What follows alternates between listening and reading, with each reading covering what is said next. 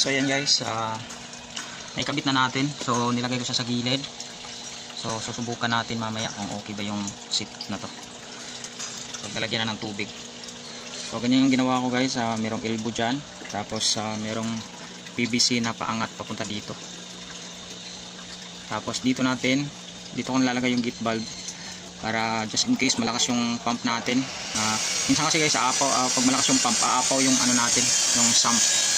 Hindi siya kakayanin, kaya para makasigurado ilalagay natin ng gate valve. So yan siya guys.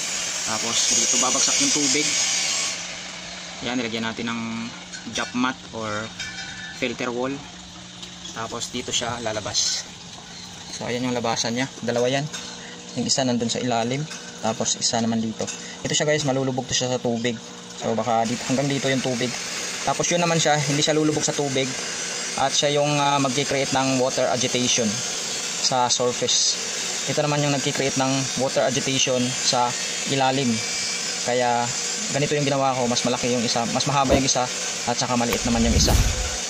So punayin lang natin ito ng tubig guys, para makita natin kung successful na ba yung setup natin. So ganyan lang yan siya guys. Yan yung itsura nya. Alright, punayin muna natin ng tubig.